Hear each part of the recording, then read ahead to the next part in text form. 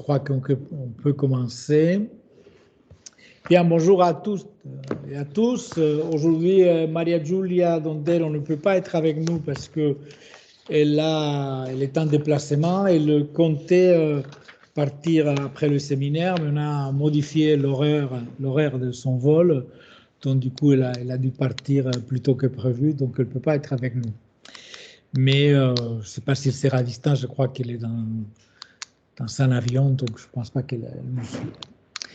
Et avant de présenter nos invités aujourd'hui, est-ce que vous savez des annonces de publications, de séminaires, d'activités à venir? Moi, j'avais pensé à porter le livre de Marion Collage, Marion, mais je pensais que peut-être, étant donné que toi, tu viens dans 2 semaines que tu interviens au séminaire, peut-être ça serait mieux que de présenter ton nouvel ouvrage sur l'énonciation au moment où tu seras parmi nous. Donc, je pense que ça sera plus intéressant. Oui, tout à fait. Tout à fait, c'est ce que je vais faire dans 15 jours. Merci beaucoup d'y avoir pensé. Et voilà, je pensais que tu serais la meilleure avocate de ton ouvrage. Voilà. Et est-ce qu'on a d'autres publications ou annonces de thèses, soutenances, séminaires? Non? Bon, c'est pas là, je n'ai rien en tête. Oui, il y a des choses à venir, mais elles sont encore trop lointaines pour qu'on les annonce trop tôt. Donc, vous allez les oublier, donc c'est mieux de les faire juste quelques jours avant. Donc, aujourd'hui, nous avons le plaisir d'avoir avec nous Jean-François Bordron et Federico Montanari. D'abord, on aura l'intervention de Jean-François Bordron, que vous connaissez très bien. Il est un pilier de ces séminaires depuis très très longtemps, qui est professeur émérite à l'Université de Limoges et spécialiste du discours philosophique, de l'image, de la perception, de l'esthétique. Il a publié de nombreux textes, articles, livres. Je vais citer juste quelques ouvrages. Recherche sur les contraintes sémiotiques de la pensée discursive, l'iconicité et ses images, perception et expérience, image et vérité, l'essence du son qu'il avait fait en collaboration avec Gérard Chandès. Et donc voilà pour la présentation. Aujourd'hui, il va nous parler, le titre de son intervention, c'est La question de l'individuation et l'origine des images, retour sur le schématisme. Et toi, la parole, Jean-François, je te passe. Tu me diras quand est-ce que tu veux que je projette ton schéma. Et donc, en tout cas, je te passe la parole. Et voilà. Merci, Jean-François. Bien, bonjour à tous. Alors, je vais, dans le cadre d'une année consacrée pas spécifiquement au schématisme, mais en tout cas au diagramme, je vais proposer quelques réflexions sur la question du schématisme qui est à l'origine de la notion de diagramme. Je vais suivre un tout petit peu l'histoire de cette notion, en commençant par son origine kantienne. Ensuite, je parlerai un petit peu de Peirce, mais pas beaucoup, puisque Peirce c'est le diagramme et on en a déjà beaucoup parlé. Ensuite, je prendrai la théorie du diagramme, ou en tout cas la théorie du schème plutôt, chez Bergson. Et puis enfin, sur Simondon, et puis en passant par quelques autres réflexions. Alors, bon, la notion du schématisme telle qu'elle se rencontre dans la philosophie kantienne est assez complexe à exposer. C'est la raison pour laquelle j'ai tout simplement complexe et un petit peu fastidieuse pour dire la vérité. Donc, je vais présenter le problème, dire en quelques mots sur lequel je reviendrai ensuite en quoi ce problème concerne directement la sémiotique et même peut-être d'une façon essentielle. Et puis, je prendrai un seul exemple dans la multiplicité des schèmes possibles pour essayer d'en décortiquer un tout petit peu le mécanisme. Alors, le schématisme, traditionnellement, tel qu'il apparaît dans la première critique kantienne, cherche à répondre à un problème qui est celui du passage entre un concept et une intuition. Et donc, on suppose, il faut bien supposer ça, qu'un concept, on verra qu'il y en a différentes possibilités, mais enfin, un concept, pour être véritablement intelligible, doit commencer par prendre d'une façon ou d'une autre une forme sensible. Alors, cela est assez évident s'il s'agit d'un concept empirique. Hein. Par exemple, si vous voulez dire ce que c'est qu'un chat, eh bien, vous montrez un chat, c'est tout à fait simple. Une notion de ce genre est facile à exemplifier, à montrer donc. Et avec le chat que vous montrez, eh bien, vous avez une intuition du chat, qui est tout à fait simple. D'autres sont un peu plus compliqués, même nettement plus compliqués, on reviendra dessus. Ce sont les concepts qu'on appelle les idées de la raison, mais on peut prendre des exemples très simples. Quelque chose comme la notion de liberté, par exemple. Voilà quelque chose qui est relativement compliqué à mettre sous l'intuition, puisque on ne peut pas, comme par exemple pour un chat, dire ben voilà, il y a des chats. La notion de chat est définie par, comme on dit, l'extension du concept. Par contre, la notion de liberté est complexe à signifier. Enfin, il y a ce qu'on appelle les catégories, c'est-à-dire les notions les plus abstraites. Il ne faut pas s'en faire un monde, ces catégories, ce sont simplement ce qui est absolument nécessaire et indispensable pour se représenter quoi que ce soit. Alors, ces catégories, comme vous les voyez peut-être sur le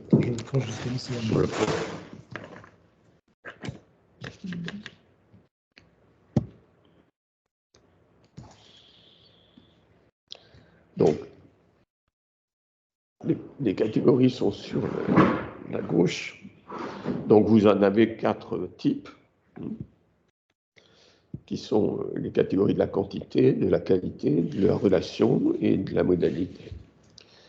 Bon, pour s'en faire une idée claire, pour ceux qui ne connaîtraient pas ces textes, pour s'en faire une idée claire, il faut se dire au fond que si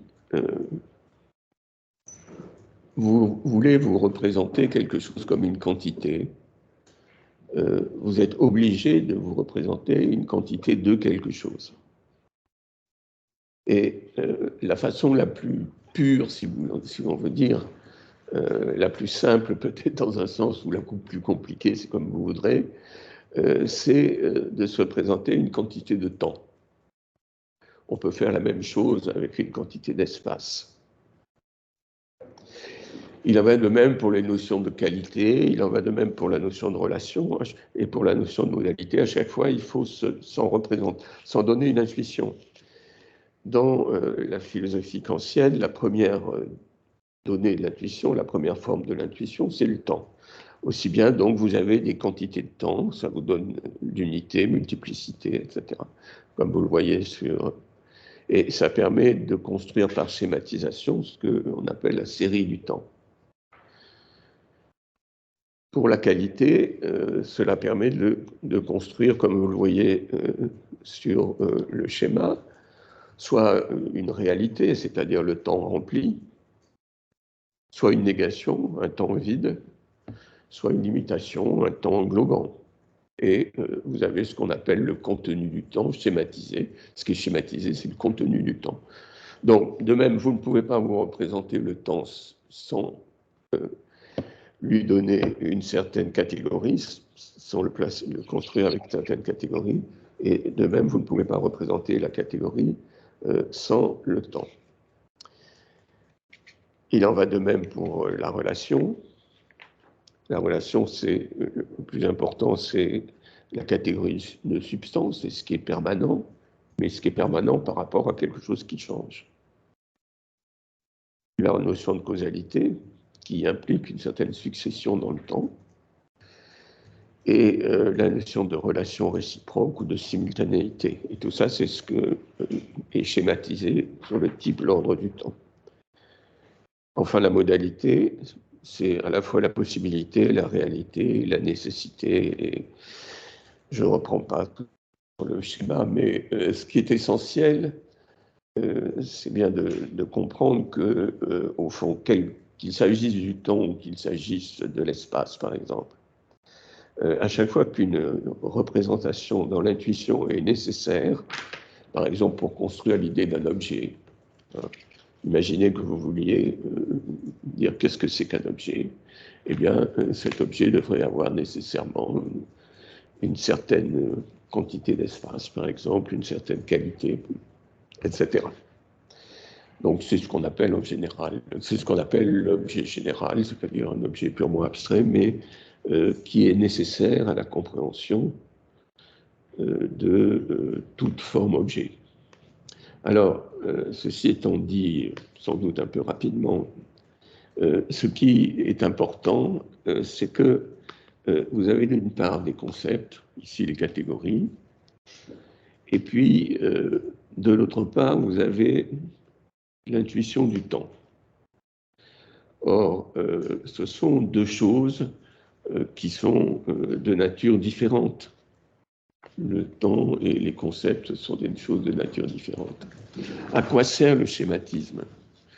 Eh bien, le schématisme sert à, en quelque sorte, coordonner ces deux choses qui sont absolument différentes. Or, qu'y a-t-il à coordonner dans notre espace sémiotique, qui sont deux choses radicalement différentes? Eh bien, vous le voyez tout simplement, je crois, dans une fonction sémiotique, il y a deux choses essentiellement différentes, qui est une chose qui est donnée à la perception, qui sont donc les signifiants, le plan d'expression, et puis une chose qui n'est pas donnée à la perception, mais qui est un ensemble de notions compliquées qui, dans le cas qui m'intéresse, c'est-à-dire essentiellement dans le cas des images, évidemment, peut comprendre bien sûr des notions abstraites, des notions empiriques, ou encore des notions qui sont considérées comme des idées. Je reviendrai sur tous ces... Mais dans l'histoire de la peinture, toutes ces choses apparaissent successivement, pour ainsi dire. Donc, ce qu'il faut retenir, c'est que il y a une différence de nature entre les choses qui sont liées, comme par exemple un signifiant et un signifié, et ce problème n'est pas celui qui a été traité par Jacques en particulier, mais aussi par Pierluigi, qui est celui de l'hétérogénéité. L'hétérogénéité se situe dans un monde comparable. Ici, il s'agit de chercher ce qui se passe dans des choses qui ont une différence de nature. Alors, que dit Kant de ce point de vue? Eh bien, il dit le schème est un troisième terme qui doit être d'une part homogène aux catégories, donc aux structures abstraites, et d'autre part aux phénomènes quant à leur forme. Il faut donc que les schèmes soient d'un côté intellectuels, de l'autre sensibles. Donc ce qu'on va chercher pendant tout cet exposé, c'est comment on passe entre des choses qui relèvent de de l'esprit, si vous voulez, et des choses qui relèvent de la sensation, de la perception, etc. Et donc la définition du schème est celle-ci, c'est un procédé général de l'imagination qui procure à un concept son image. Donc il s'agit de créer des images sur la base de concepts, moyennant une procédure. Alors, je vais donner quelques exemples en suivant Kant brièvement pour ce qui concerne ce tableau. Le premier exemple est celui du nombre.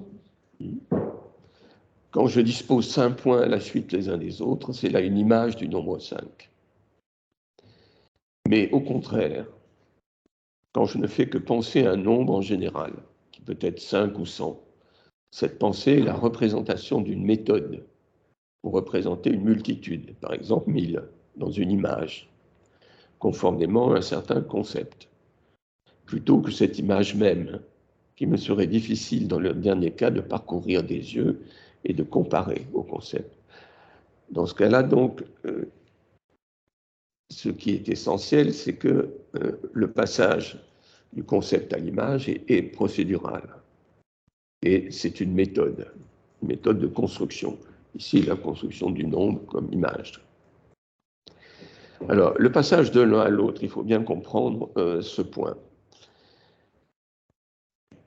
Ce passage de l'un à l'autre, c'est-à-dire du concept à l'image, pour ce qui est des nombres, eh bien, il faut d'abord une analogie. C'est-à-dire que le schème doit comporter une analogie, c'est-à-dire l'analogie entre la succession des nombres et la succession des points. D'autre part, une analogie entre le temps et l'espace. Le nombre, en effet, est une notion, même si on ne s'en rend pas compte comme ça, mais je n'en ferai pas la démonstration. Le nombre est plutôt une unité temporelle. C'est-à-dire que c'est des morceaux du temps qui sont singularisés. Mais on voit ici que le schème ne porte pas sur le contenu. C'est essentiel. Les nombres ne sont pas plus des points que le temps n'est de l'espace. Ce sont donc nécessairement les règles de notre réflexion sur les termes de l'analogie qui font qu'il y a analogie.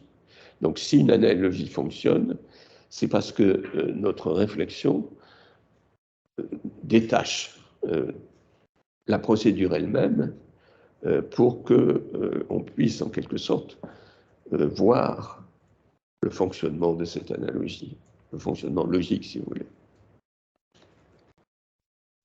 Alors, on pourrait dire en ce sens que le schématisme est la construction d'une scène. Et même si c'est la construction d'une image, on pourrait dire que cette image, c'est une sorte d'hypotypose. Une hypotypose, c'est-à-dire la représentation de quelque chose, l'illustration, si vous voulez, de quelque chose comme figure de rhétorique. Il y a donc en quelque sorte une rhétorique, en plus de l'analogie, en plus des règles logiques de la réflexion, il y a une rhétorique, tout ça dans le schématisme.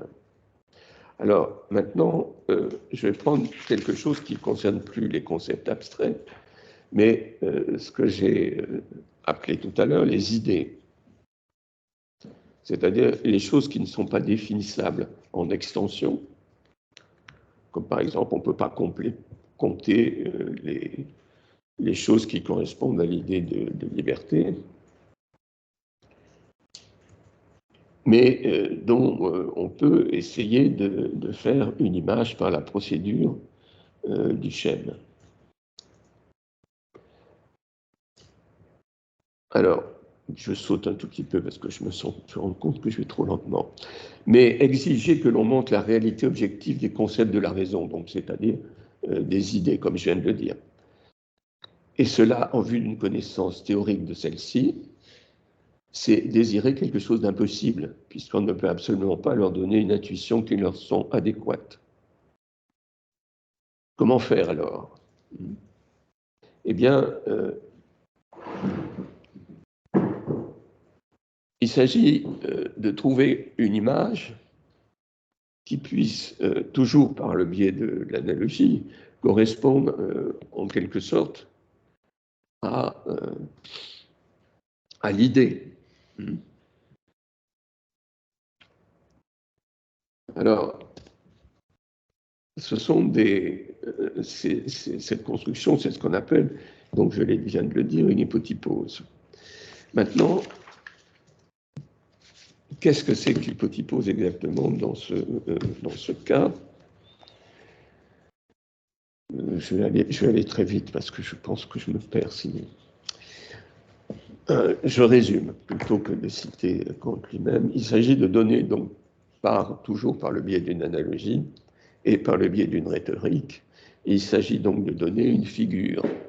Or, le fait de donner une figure a une notion comme un concept de la raison, a une idée. Si on raisonne toujours dans le contexte, de l'image, c'est finalement quelque chose d'assez familier. Bon, vous avez vu tous la liberté vit dans le peuple, eh bien voilà une hypotypose. C'est-à-dire que, bon, la liberté, si vous avez tous vu la vérité sortant du puits, n'est-ce pas, avec des gens qui essayent de l'empêcher de parler, bon, voilà une hypotypose. Alors, cette hypotypose, Kant l'appelle symbolique, parce que, précisément, le schème consiste dans la construction d'un symbole. Je le redis, dans la construction de symboles, il y a l'analogie, il y a une règle de la réflexion, mais il n'y a aucun rapport entre l'hypotypose et le contenu, ou plus exactement, le contenu est celui-là, mais il pourrait être un autre. C'est-à-dire qu'il y a une certaine liberté du symbole par rapport à ce qu'il symbolise. Et donc, je peux tout à fait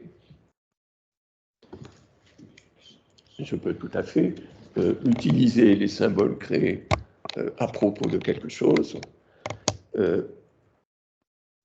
pour autre chose. Alors, c'est évident dans les diagrammes. Par exemple, si je prends les diagrammes de Venn, par exemple, bah, ça représente tout aussi bien une hiérarchie, par exemple, de type animal, par exemple, ou ça représente tout aussi bien un syllogisme. Ça peut représenter énormément de choses, pourvu que la forme du symbole puisse en quelque sorte voyager d'un domaine à un autre. Donc les symboles, en ce sens,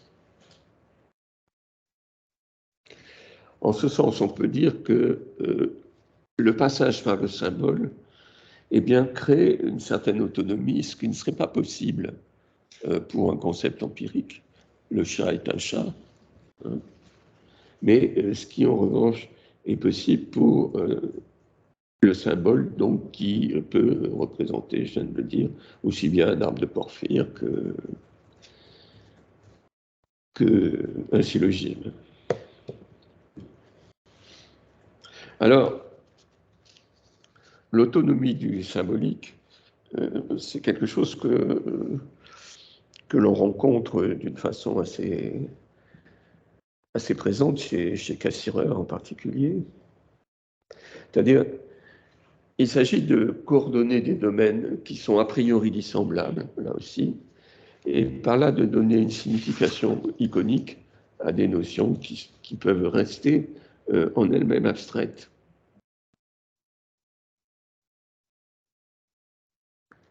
Le concept qui est porté par une image, du coup, il prend un sens qu'il n'aurait pas eu tout seul. Alors, il y a quelques cas, bien sûr, comme par exemple des choses comme la fonction méta, comme dans les méta-images, par exemple, hein, qui fait que, dans ces cas-là, le signifiant peut être pris comme insignifié, etc.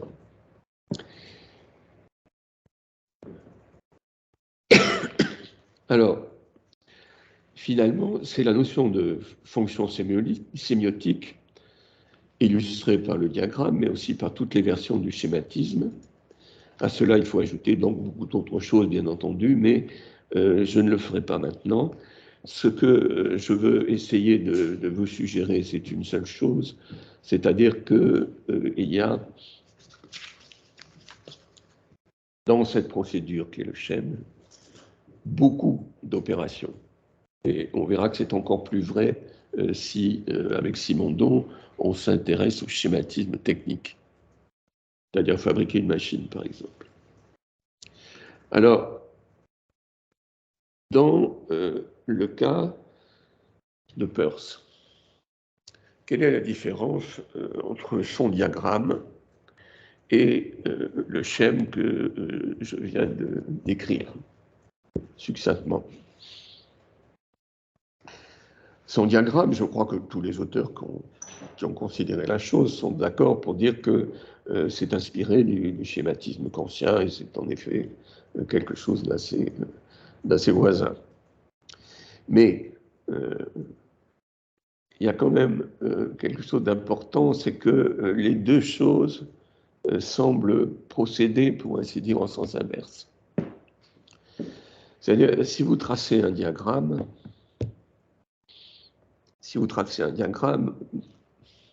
vous espérez, enfin en tout cas c'est fait pour ça, que sur la base de ce diagramme, vous allez découvrir des idées nouvelles. C'est le cas évidemment, par exemple dans les démonstrations mathématiques, on trace une ligne et grâce à cette ligne, on voit quelque chose qu'on n'aurait pas vu autrement. C'est le principe des constructions auxiliaires. Donc imaginez un triangle par exemple, vous voulez démontrer que la surface des angles est égale à 2 droits, etc. Pour le montrer, eh bien, il est utile de tracer une ligne parallèle à la base, et à ce moment-là, la somme des angles vous apparaît à évidence visuellement. Donc ça, c'est l'effet, en quelque sorte, du diagramme. Mais évidemment, ce qui distingue profondément le diagramme du schème, c'est que dans le diagramme, on pourrait dire en quelque sorte que l'univers est déjà donné. Les choses existent. Les choses existent et il s'agit d'inventer sur cette base. Mais en aucun cas, il s'agit de constituer les choses, d'en fabriquer une représentation possible. C'est-à-dire, au fond, de déduire la possibilité d'avoir une expérience de ces choses dans les phénomènes.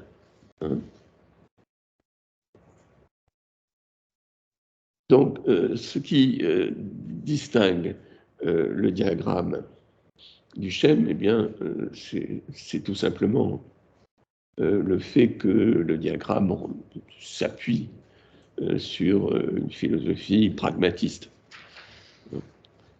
alors que le schème, évidemment, repose sur un idéalisme. C'est la catégorie qui commence.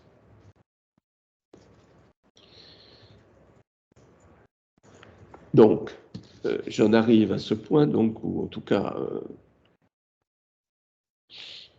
momentanément, on peut conclure comme ça, c'est-à-dire que la schématisation des signifiants, iconiques toujours, eh bien, n'est rien d'autre au fond qu'une mise en scène du sens.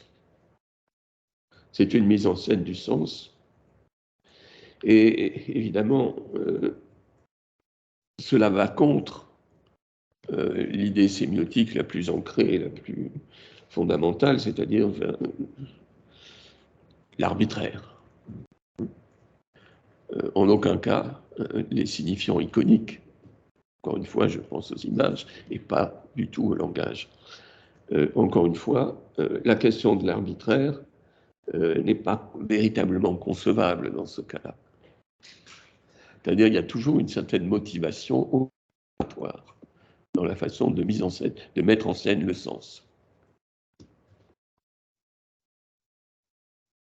Alors évidemment, si je pense au langage ou si je pense à une écriture, je ne peux pas, comme dans la question du schématisme, me mettre dans une position originaire.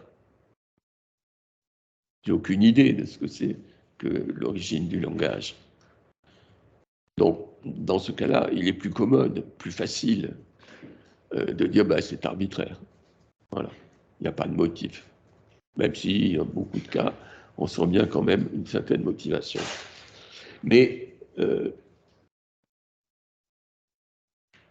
si on se place du point de vue des choses comme l'image, la musique, etc.,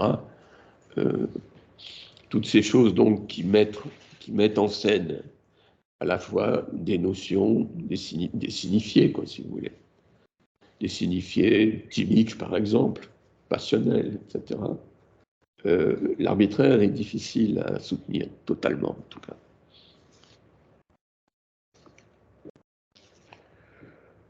Alors,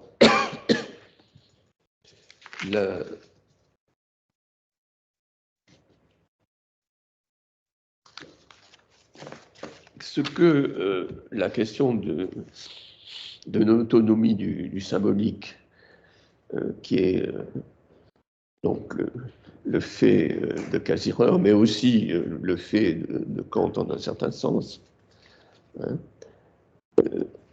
a une conséquence assez intéressante, c'est-à-dire si on parle du schématisme tel que Kant le donne pour les catégories, on a cette conséquence au fond, qu'il y a que le schème construit une sorte d'objectivité qui est universellement valide. Si au contraire, on insiste sur l'autonomie du symbolique, alors on a une perspective dans laquelle l'objectivité est propre à chaque forme symbolique, puisqu'on a vu que dans une forme symbolique, la caractéristique, c'est que, au fond, elle pouvait s'appliquer à d'autres choses que ce pourquoi elle est en principe faite. Cela, d'ailleurs, est assez vrai, on va en parler peut-être tout à l'heure. Donc, dans le renversement qui fait passer donc, de l'idée du schème à l'autonomie du symbolique, c'est que désormais, on a à disposition des structures ontologiques très diversifiées.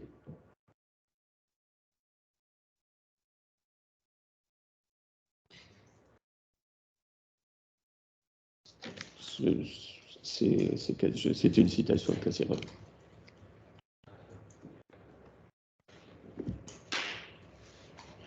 Bon, je vais sauter là aussi des choses, parce que sinon...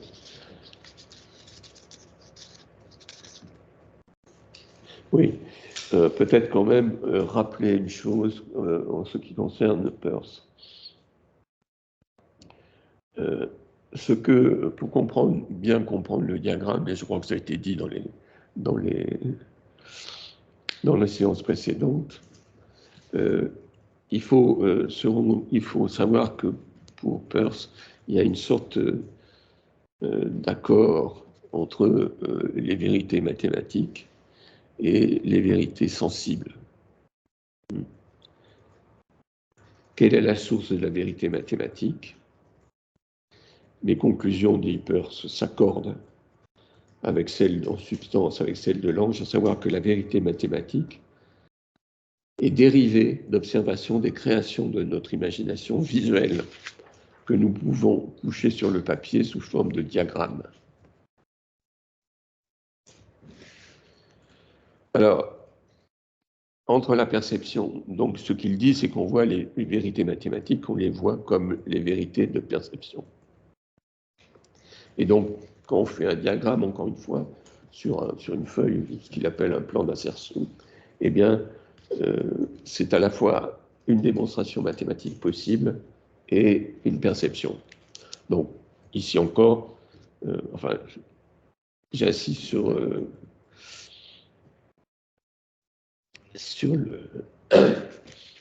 l'aspect signifiant de l'affaire.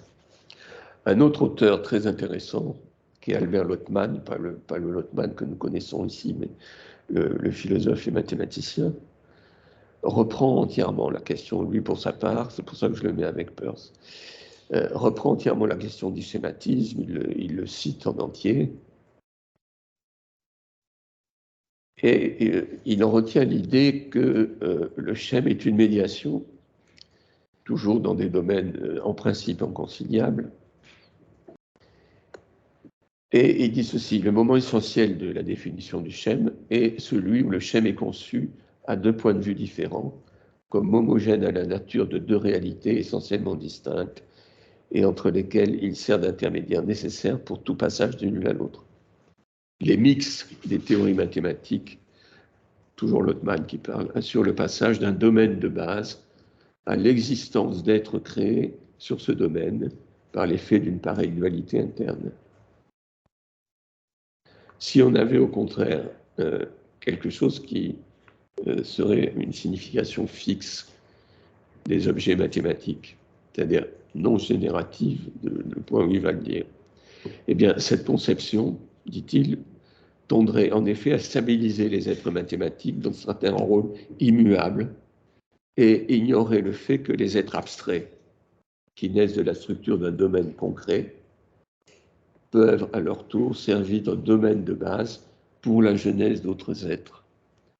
Donc, ainsi par exemple, en ce qui concerne la logique mathématique, malgré tout le sens matériel qui s'attache à l'expression de réalisation, il nous paraît plus conforme au schéma logique que nous décrivons de dire que ce sont les axiomes qui forment un domaine et que les interprétations émanent d'un domaine comme des êtres créés. Autrement dit, il y a un passage entre les axiomes d'un côté, le domaine formé par les axiomes et les interprétations qui émanent du domaine comme des êtres créés par le domaine. Donc, on a l'équivalent d'une schématisation. Alors,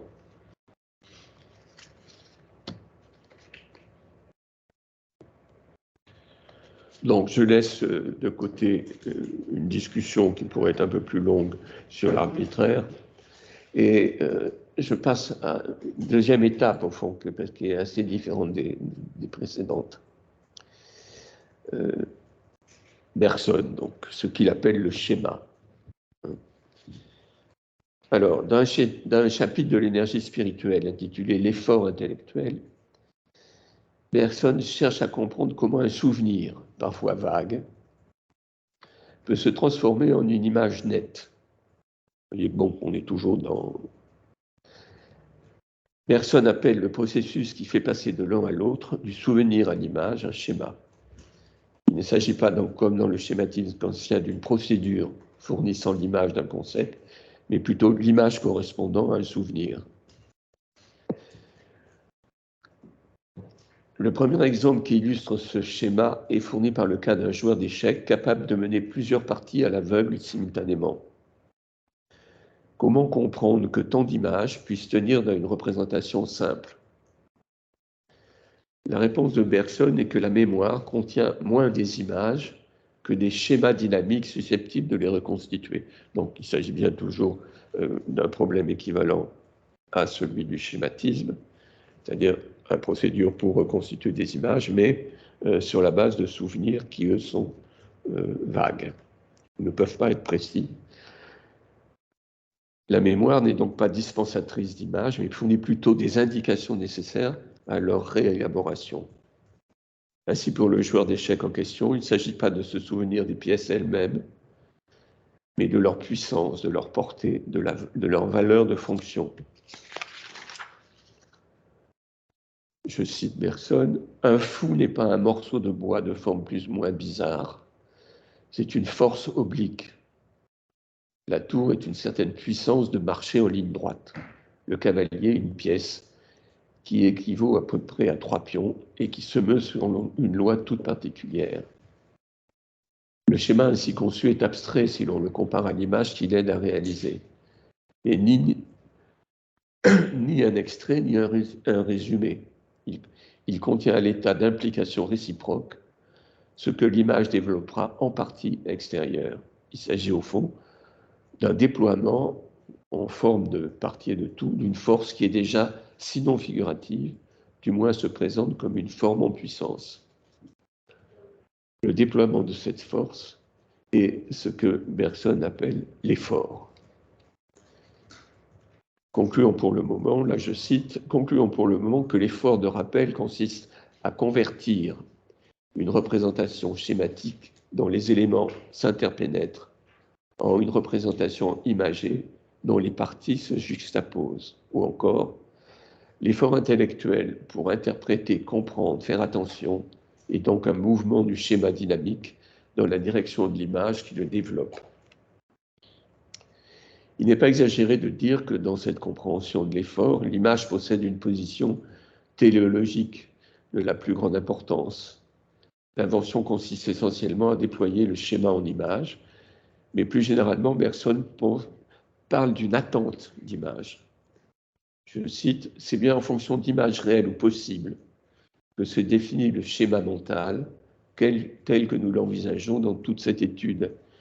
Il consiste en une attente d'image, en une attitude intellectuelle destinée tantôt à préparer l'arrivée d'une certaine image précise, comme dans le cas de la mémoire, tantôt à organiser un jeu plus ou moins prolongé entre les images capables de venir s'y insérer, comme dans le cas de l'imagination créatrice. » Alors, il faut ajouter que ce schéma n'est pas une structure fixe. Il possède une certaine élasticité, car il peut être modifié par les images mêmes qu'il cherche à construire. Alors, si vous vous souvenez de ce que dit Lotman sur les mathématiques, c'est exactement le même raisonnement, c'est-à-dire que le schéma lui-même peut être modifié par les images qu'il cherche à construire, qu'il produit, et donc produire d'autres choses. Cette opération, la Bergson, cette opération qui est celle même de la vie, consiste dans un passage graduel, du moins réalisé ou plus réalisé, de l'intensif à l'extensif, d'une implication réciproque des parties à leur juxtaposition. Donc, tel que le perçoit Bergson, le schématisme ne part pas de concept, mais de force en puissance qui cherche à se réaliser sous forme d'image, comme un souvenir incertain qui prend forme peu à peu. L'aspect téléologique est une caractéristique idéaliste qui, évidemment, éloigne de la conception pragmatiste qu'on l'a vu précédemment. Je passe maintenant, Je passe maintenant au schématisme selon Simondon. Alors, mon intention, c'est juste, si vous voulez, en récapitulant une histoire, dont je laisse de côté bien des choses, en particulier tout ce qu'ont pu produire les psychologues sur la schématisation, c'est d'essayer de trouver un noyau, en quelque sorte, à partir duquel on peut disposer un certain nombre de procédures qui sont créatrices d'images, au sens où les images sont une théâtralisation du sens. En retenant de chaque auteur son noyau rationnel, si vous voulez, soit le noyau le plus simple. Alors, avec Simondon, on entre dans une conception essentiellement praxéologique du schématisme. Dans les systèmes mécaniques, les machines dont les parties sont liées entre elles par la causalité, monter et démonter sont des opérations symétriques. Le problème des médiations est de ce fait différent de celui posé par des totalités organiques auxquelles aussi Simondon s'intéresse. La médiation essentielle est ici technique. Si l'on suppose l'existence d'un certain nombre de parties, par exemple des pièces détachées, La médiation conduisant à une totalité nouvelle par adjonction ou soustraction relève d'une agentivité technique. On est dans le cas intéressant où l'adjonction d'opérations externes, en quelque sorte, entre parties, en principe autonomes, crée un nouveau système interne. Donc une machine, c'est bien ça, c'est-à-dire on a des pièces détachées qui sont en principe autonomes les unes avec les autres. C'est un peu le bricolage, si l'on veut, de Lévi-Strauss, mais en plus schématisé. Et il y a alors ce que Simondon appelle un phénomène de convergence. C'est-à-dire il s'agit d'internaliser la technologie. C'est donc un élément là important de la sémiotique des machines. Il faut dire aussi qu'il y a dans cette idée de convergence, il y a une idée intéressante chez Simondon dont je ne parle pas, mais que je signale quand même, qui est le fait que pour lui, il y a une sorte d'évolution des machines, au sens où, dans leur histoire, elles sont de plus en plus, les éléments sont de plus en plus intégrés les uns les autres. C'est-à-dire que, par exemple, on peut faire des machines dont une seule opération réalise ce qui était dans les machines précédentes, 2 opérations ou 3.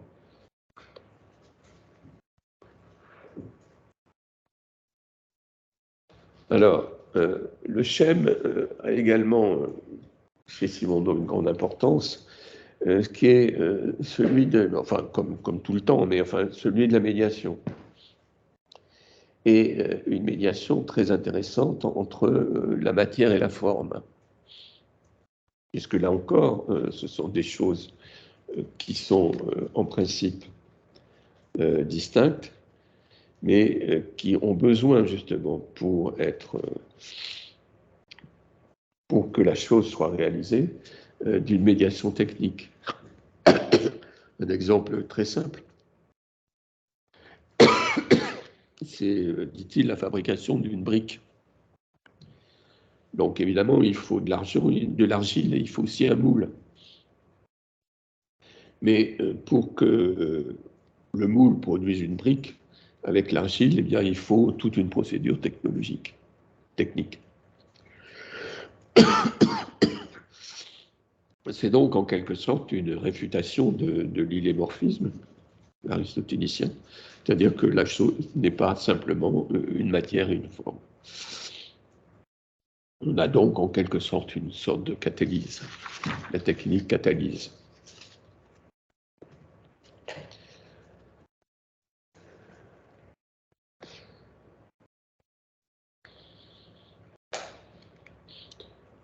Bon.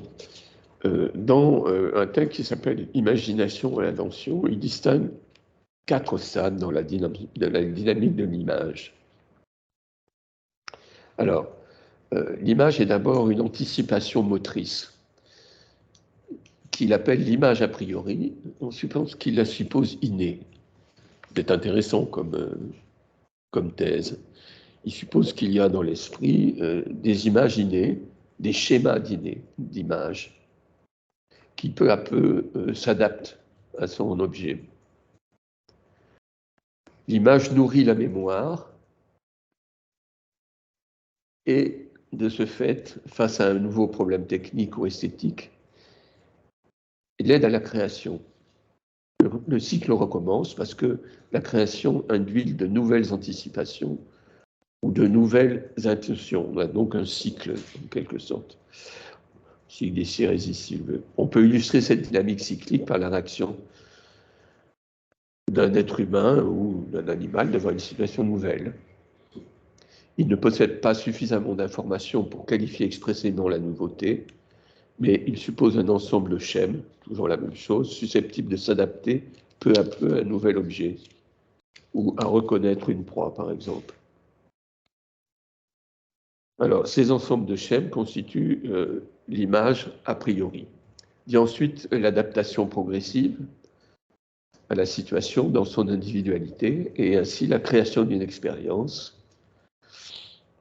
qui est mise au moins partiellement en mémoire. La mémoire est ce qui, dans l'ouverture d'un autre cycle, permet de diriger l'intuition et de s'adapter à un problème nouveau par une invention. Ce cycle possède finalement 3 caractéristiques. Il est en son début fondé sur des structures innées, et du fait de la très grande généralité de ces structures, qui sont aussi générales que les catégories de Kant, il doit s'adapter en de nombreuses occasions à la particularité des situations ou des objets réels. Son caractère adaptatif explique sa capacité à inventer, qui est sa 3e caractéristique. Alors, on conçoit aisément comment ces 4 stades du cycle peuvent servir de repère pour décrire, par exemple, une dynamique énonciative par laquelle on passe d'une image en puissance à l'acte qui la réalise. Simondon compare son cycle à un schème dialectique, mais il pense que le schème dialectique est une conséquence particulière du cycle, et non le principe explicatif le plus général. On a donc une genèse, ou plutôt une sorte d'embryogenèse de l'image. Simondon pense à un développement organique. Ainsi, il écrit, on pourrait supposer que ce caractère, à la fois objectif et subjectif des images, traduit en fait ce statut quasi-organique que possède l'image, habitant le sujet et se développant en lui avec une relative indépendance par rapport à l'activité unifiée et consciente. Sartre, dans l'imagination, voyait pour sa part, au contraire, dans l'image, une sorte de conscience. Simondon, lui, cherche un métabolisme qui soit pour, aux bonnes parties, inconscient. Alors, oui, j'arrive. C'est encore 10-15 minutes. 10-15 minutes. Bon. On va voir un peu plus. Non, ça va aller. Je ne veux pas dépasser l'heure.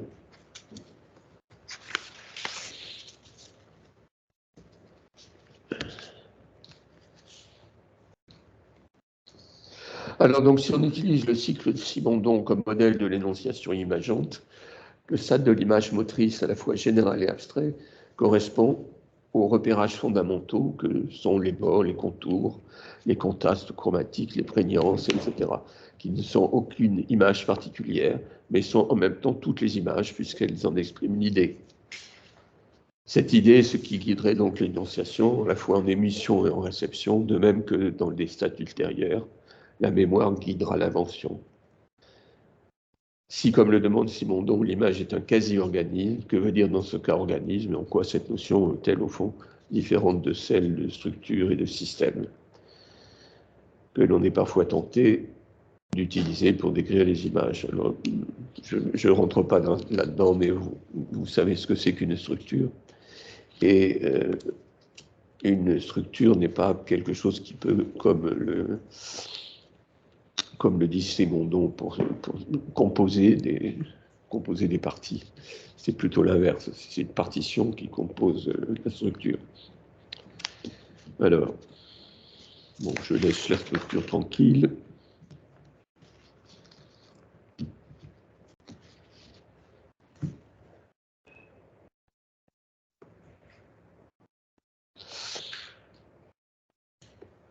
Oui. Oui. Donc, Simondon écrit qu'il y a toujours dans une image une part d'hallucination, une part hallucinatoire, ce qui la différencie d'une perception ordinaire. Ceci se comprend d'autant mieux que l'image est d'abord une gestuelle dont la réalisation finale reste encore indéterminée. Les images de mouvement seraient en ce sens des schèmes de conduite prêtes à se réaliser, mais encore contenues dans le système nerveux au lieu d'être effectivement réalisées les unes après les autres. De ce fait, il existe des schèmes d'action virtuelle. Alors, la question donc, oui, les émotions, oui, c'est pas inintéressant de dire ça aussi. Les émotions, je suis toujours Simondon, hein, les émotions sont aussi anticipatrices et pas seulement réactionnelles. Ainsi, c'est son exemple. La colère fait ouvrir les lèvres pour montrer les dents. Il y aurait ainsi pour Simondon une sémiologie des attitudes corporelles propres à chaque espèce. Donc, l'image de ma colère, c'est... Voilà, l'image de la colère.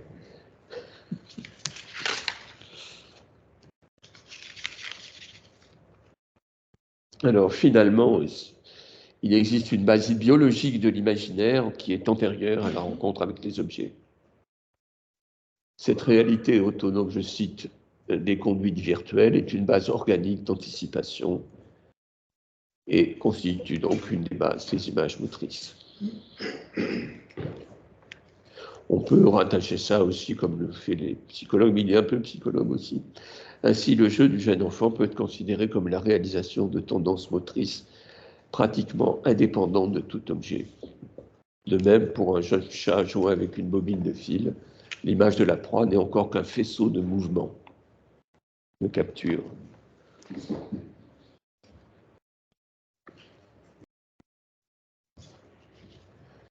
Alors, je saute encore.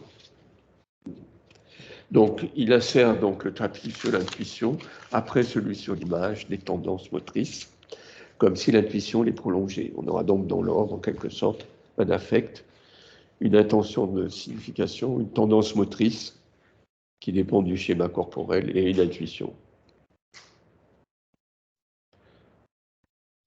Les doctrines qui invoquent l'intuition philosophique sont toutes porteuses d'images a priori selon Simondon, et cela, il cite Platon, Plotin, Bergson, sont toutes porteuses d'images a priori selon Simondon, et cela sans que le terme d'image soit une métaphore. Ainsi, le bien comme source ultime, au-delà de l'être éclairant les idées archétypes, puis se dispersant dans le monde sensible, de même la remontée contemplative, ou encore vers l'un, ou encore l'élan vital participant de la création continue. L'origine est partout. En sont-ils les exemples choisis par Simondon? Je cite Simondon pour finir. Les doctrines de l'intuition diffèrent selon les époques.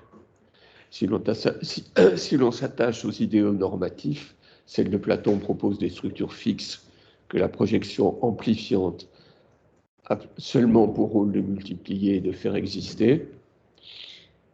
Mais on voit que le schématisme est au fond une sorte de version de la participation pour le multiplier et le faire exister. Celle de Plotin invite à l'extase dans la saisie mystique de l'un au principe de la procession.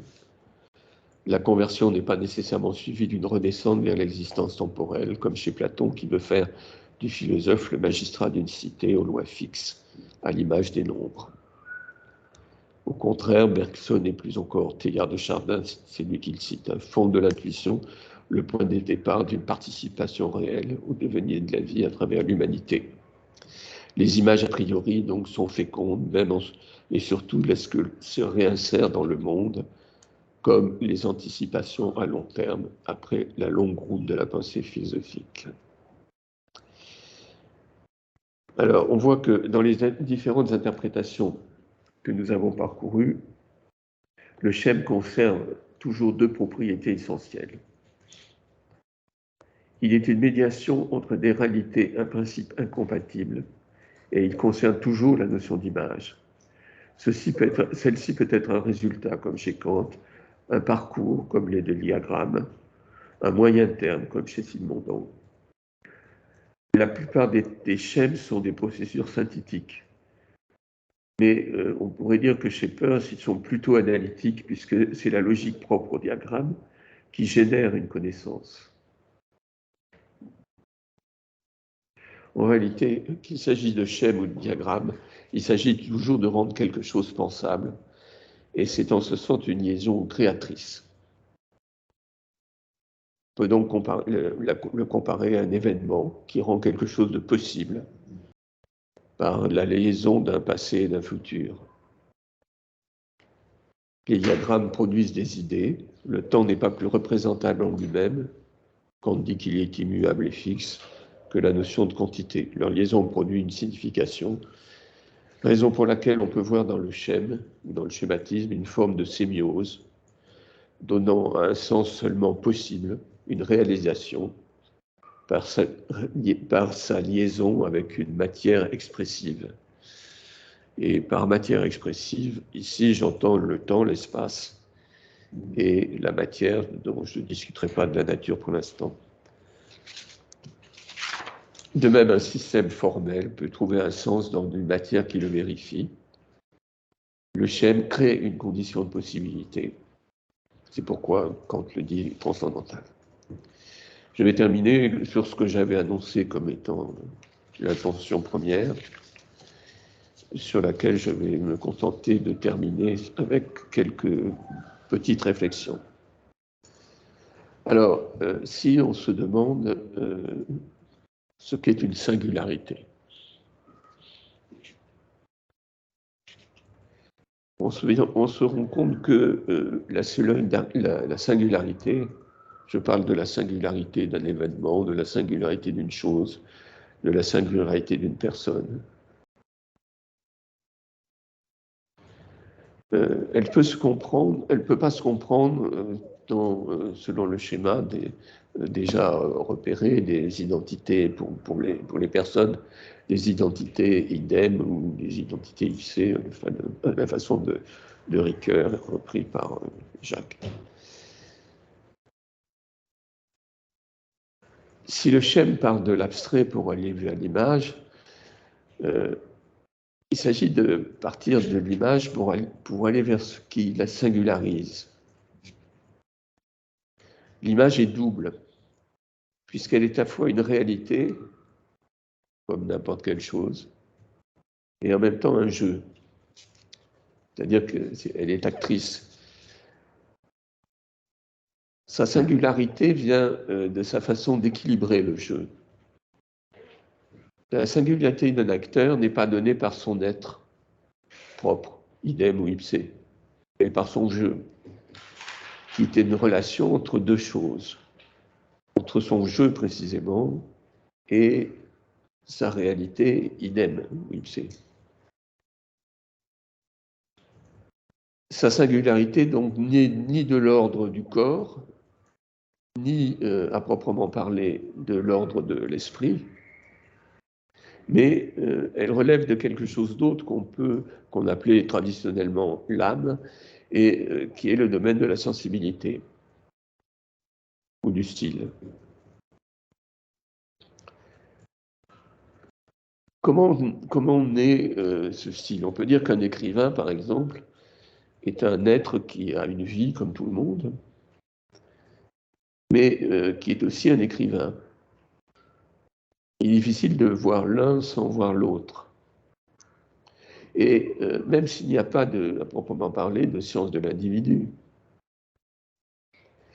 il est clair qu'un fait sémiotique, un texte, une image, ils sont en quelque sorte toujours individuels, même si l'analyse se fait sur la base de termes généraux. Il faut en quelque sorte passer de la notion toujours à valeur générale à l'image nécessairement singulière. Ce parcours peut être décrit comme une genèse de l'individualité. Un sujet individuel est le résultat d'un schème, ce qui n'est pas encore pourquoi et comment. La singularité s'insinue dans la schématisation.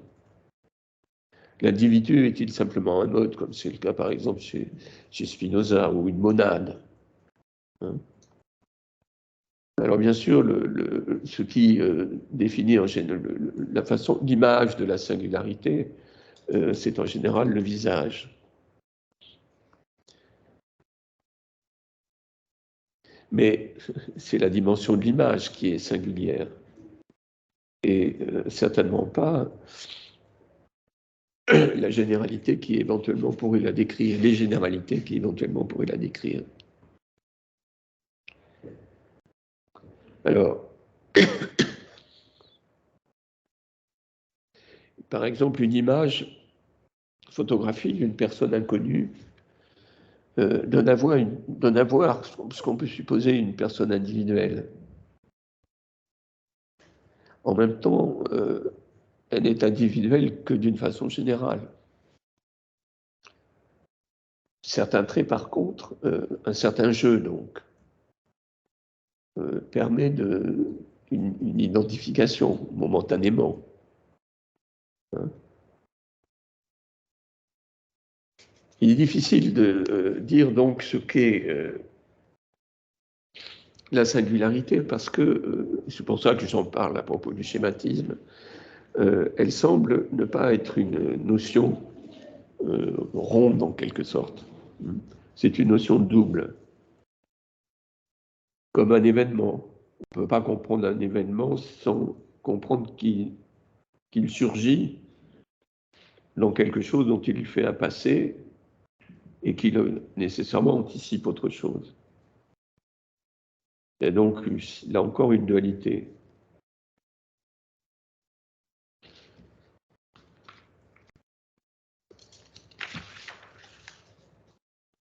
Je proposerai donc de comprendre la singularité, non pas comme un fait empirique, sous quelque forme que ce soit, non pas non plus quelque chose qu'on pourrait considérer comme, sur le modèle de Simondon, comme une construction technique en quelque sorte, mais comme la réunion schématique, schématisable par un certain nombre d'opérations sur le modèle donc d'une double scène. Aucune des choses pour lesquelles on prétend trouver une singularité ne sont des choses détachables en elles-mêmes. Elles sont toujours la coordination de deux choses. Ça me paraît évident, par exemple, pour l'acteur qui joue. Il faut à la fois qu'il soit un corps en train de jouer, et en même temps, il faut qu'il y ait un scénario. Ce sont deux choses, le corps et le scénario. Évidemment, le scénario va donner une image du corps, et d'une certaine façon, le corps une image du scénario, mais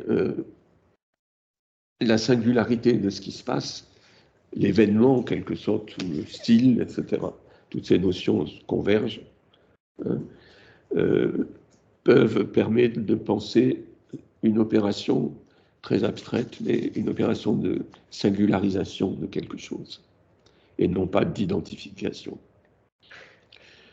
Voilà, je pense que je vais m'arrêter là, ça fait un peu plus d'une heure que je parle maintenant. Merci beaucoup, Jean-François.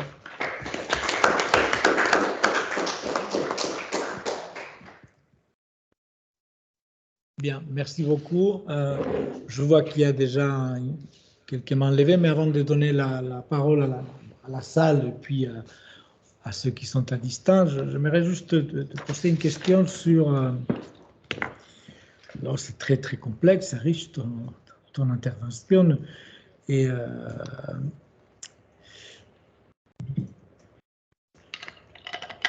en fait, il y a deux choses. D'abord, il y a un concept, une idée qui a énoncé, cette idée d'une motivation opératoire. Tu parlais d'une motivation opératoire dans le schème. Et, donc, je ne suis pas bien saisi, j'aimerais bien, si tu as une minute, expliquer pourquoi cette motivation, qu'est-ce qu'est une motivation opératoire. Et puis, tu as dit aussi qu'il y a une sorte de rhétorique dans la schématisation. Et je me demandais, donc est-ce que donc les figures, métaphores, tu as parlé de l'hypotypose, mais alors est-ce que par exemple les métaphores, les paraboles, d'autres types de figures seraient aussi des schèmes? Oui, schématisation. Mais alors, le fait de la motivation, bon, il faut redire la seule définition qui soit tout terrain en quelque sorte, c'est de dire que bon, le schème c'est une procédure qui donne à un concept son image, donc que ce soit n'importe quelle forme de conception. Et donc, au fond, le concept étant du domaine de la signification et l'image étant plutôt du domaine du signifiant, eh bien, on peut dire que un schème, c'est une sémiose. Ça donne un début de réponse, du moins je l'espère, à cette question on ignore au fond fondamentalement le mécanisme qu'est la sémiose. Encore une fois, je me place dans le cas des images et je me place dans le cas des situations où on peut interroger l'origine, c'est-à-dire l'émission et la réception. Encore une fois, dans le cas du langage, je ne me risquerai pas à dire comment fonctionne le langage, sauf évidemment si on se restreint au problème du symbolique. Mais ça suffit, enfin, c'est pas, j'en ai rien de plus à dire sur, bien que la dernière fois, avec l'exposé de Visetti, on avait vu qu'il y avait des éléments submorphématiques qui pouvaient être considérés comme motivants, enfin, pour le signifiant. Bon. En tout cas, voilà, mon idée, c'est que le schème nous donne une première approche de ce que peut être la sémiose. Après, la motivation, bah, c'est évidemment qu'il faut, remplir ce qu'il faut, il faut nourrir l'intuition. Si on n'a pas d'intuition, si notre intuition est vide, eh bien, il n'y a rien. Hein. L'intuition sans concept est aveugle, dit Kant. Donc oui, il faut, et de même le concept sans intuition aussi est stérile. Donc voilà. Donc il faut réunir ces deux choses, et ça, je pense que quelle que soit, alors évidemment, l'origine de la distinction entre intuition et notion, de concept, etc., est aussi vieille alors on pourrait elle-même la mettre en doute, ça évidemment, mais bon, à ce moment-là, il faut trouver autre chose. Mais en tout cas, cette scission est le lieu même. Et il se trouve qu'il n'y a aucune expression qui ne soit, qui nécessite un soubassement notionnel, et de même aucune sémantique. Et aucune sémantique. Qu'est-ce qu'on fait des scènes si les scènes ou autre chose, si on leur donne pas l'équivalent d'une image, ou en tout cas la possibilité d'être perçue d'une certaine façon. Ça vaut pour. Alors j'ai dit qu'il y avait 3, mais il y en a probablement. Il y en a même 4 si on prend l'exemple de Simondon, par exemple.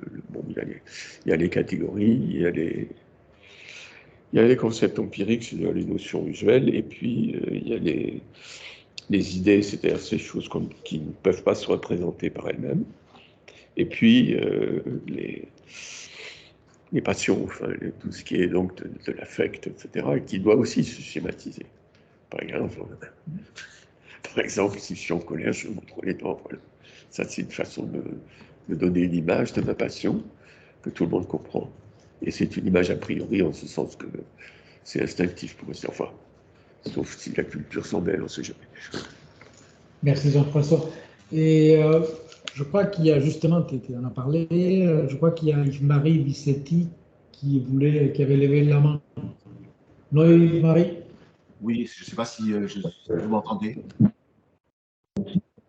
Oui, un peu trop fort même. Ah, pardon, excusez-moi. D'accord, très bien. Oui, Jean-François, c'est pas tout. Est-ce que là, ça va comme niveau sonore? Oui. Oui, ça va. D'accord. Voilà, j'ai retenu trois aspects sur lesquels tu nous avais, tu avais planté le décor du schématisme pour ensuite montrer en quelque sorte de quelle façon les gens se débattaient avec lui pour l'assouplir et l'emmener vers une préoccupation un peu différente. Alors, la première chose, c'était l'hétérogénéité du régime des catégories. On n'entend pas, là, c'est le problème. Oui. On n'entend pas? Je crois qu'il y a un problème de connexion parfois. Ça coupe. Ah. Prendre ta question. Oui, non, mais c'est Ça pas saute. grave.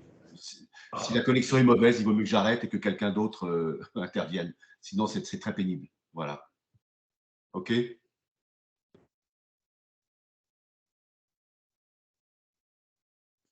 C'est vrai que ça coupe. Oui, On n'entend pas. oui, on arrête et passer à quelqu'un d'autre parce que là, on n'y arrivera pas. Voilà, donc c'est pas de notre faute. On en parlera dans un autre contexte. In vivo. Oui, bien, ça entendra.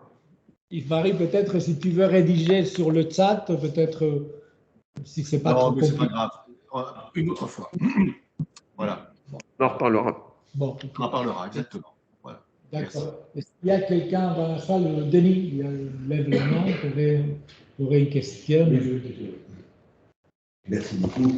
Je ne suis pas sûr de pouvoir me représenter globalement l'ensemble des propositions et des analyses que tu as présentées et qui sont très riches. J'aurais une question sur ce que tu as dit à propos de l'autonomie du symbolique, à un moment donné, et de la liberté du symbole. Alors, j'étais un peu surpris, en même temps curieux, de voir comment tu comprends cette liberté du symbole, d'autonomie du symbolique ou du moment symbolique, je suppose par rapport à ton système, au système de représentation que tu proposes entre indicialité, iconicité et symbolicité. Comment tu associes cette autonomie ou cette liberté du symbole avec la contrainte de la règle qui assure le passage, que tu définis par ailleurs, du symbolique, de l'iconicité au symbolique? Comment Oui, mais tu vois ma question? il y a une règle de la Constitution. Donc, par exemple, j'ai dit les diagrammes de Venn, par exemple, diagrammes ensemblistes, disons, mais qui peuvent servir moyennant le respect des règles, à représenter beaucoup de choses différentes. De même donc que, par exemple, la fonction symbolique du langage peut permettre d'écrire de la poésie, mais aussi d'écrire des romans, d'écrire de la philosophie, etc. Donc il y a une autonomie, une très grande autonomie, mais ça fonctionne quand même avec les mêmes règles. C'est-à-dire quel que soit le discours que je tiens, les règles symboliques, les règles du discours, pas les règles de la discussion, etc. Mais les règles du langage, au fond, sont les mêmes. C'est ça que je veux dire par l'autonomie du symbolique. Et c'est assez évident aussi pour les images. Puisque on peut, bon, si j'ai pris des exemples caricaturaux, mais c'est vrai que une image qui représente une scène, de quelle scène s'agit-il? Si on regarde par exemple la peinture classique, disons, Renaissance, etc., si on ne connaît pas la Bible, par exemple, la scène peut être interprétée comme on veut. Hein, il n'y a pas de... même si il y a une scène qui originairement a créé cette image, mais l'image peut être utilisée pour d'autres scènes. Je vois, c'est pas... Est-ce qu'il y a des règles de passage de cette... des règles des règles de libération d'autonomie à partir d'un système établi? Je crois que là, il faudrait regarder les différents niveaux de l'exégèse, par exemple. Regarde. Le niveau d'exigence, par exemple. Hein? Regarde, par exemple, comment sont lus par les exégètes. Est-ce que la stéréotypie, par exemple, serait dans une échelle d'autonomisation? Est-ce que le figement, la phraséologie figée, les clichés, la stéréotypie, que ce serait une espèce de... Il y aurait une échelle allant vers la singularité, l'originalité, la créativité. Oui. Mais oui, non, c'est assez intéressant de voir, par exemple, on en parlait l'autre jour, mais l'exégèse des textes bibliques, par exemple, souvent ça donne le Cantique des Cantiques, par exemple, c'est fabuleux la façon dont c'est interprété. C'est fabuleux la façon dont c'est lu par les théologiens. C'est extraordinaire, c'est très très loin de ce qui nous apparaîtrait le sens premier, qui est une histoire d'amour. Mais tu vois, donc voilà, il y a une autonomie symbolique manifeste. Jacques, levez la main. Jacques, on t'écoute. Oui, je voudrais moi, revenir sur la question de la motivation et de l'arbitraire, mais je ne sais pas si loin d'ailleurs de la question de la pluri-interprétation du symbolisme. Je pense que, Jean-François, ce que tu as décrit, c'est un ensemble, effectivement, comme tu as conclu, c'est un ensemble de procédures qui conduisent à des sémioses, en tout cas un type de sémiose ou des types de sémiose. Et il y a quand même un accord, pas unanime, mais assez large dans les différents courants sémiotiques aujourd'hui, sur le fait qu'il n'y a de signification que dans la transposition, dans la traduction, dans la reformulation, enfin, et de préférence imparfaite n'étant pas un postulat éthique ou moral, mais imparfaite en ce sens que c'est un processus qui demande un effort de construction. Moi, je pense que la motivation, elle est là. C'est-à-dire que quand tu dis modulation opératoire, moi j'ai envie de dire c'est l'opération qui motive. C'est parce qu'il y a opération, c'est parce qu'il y a procession qu'il y a motivation. Et la procédure de transposition, de traduction, etc., peut comprendre des élargissements de périmètre. Autrement dit, les variations d'affectation des signifiés à un symbolisme ne sont pas entièrement aléatoires, libres, dans une liberté strictement individuelle, mais si on élargit le périmètre de l'interprétation, on va trouver, alors, on dirait dans une version partielle, des interprétants qui vont conduire plutôt dans un sens que dans l'autre. Autrement dit, c'est pas pour moi une surprise si une sémiotique, comme beaucoup d'entre elles aujourd'hui, se reposant sur le principe de cette transposition, la signification ne n'est que de transposition et de l'effort de transposition, qu'on rompe avec l'arbitraire. Parce qu'en fait, l'arbitraire dans la conception du langage structuraliste, ça suppose qu'il y a déjà des signifiés qui sont quelque part. Il y a déjà des relations sémiotiques qui sont établies. L'arbitraire n'est pas un concept qui apparaît dans une conception reposant sur la traduction et la transposition. Mais elle est dans une conception où il y a déjà un trésor structuré quelque part et il faut s'interroger sur le caractère plus ou moins motivé de la relation avec le monde. Et quand il y a opération, ça se pose de manière très différente. C'est ce que tu as fait. Oui, oui. On s'entend mal, mais bon. Ah, bon, c'était pas bon comme son? Ben, il y avait quelques petits trous, mais non, mais oui, je suis d'accord avec ce que tu dis. Mais il y a quand même une différence entre traduire au sens de faire passer d'un domaine à un autre, mais des domaines qui sont en principe commensurables, et schématiser au sens où on fait passer, comme le dit Lotman, le mathématicien, ou faire passer à des domaines qui sont en principe incommensurables, mais comme par exemple dans le système kantien, les catégories et le temps, par exemple. C'est bon. Ça, c'est autre chose.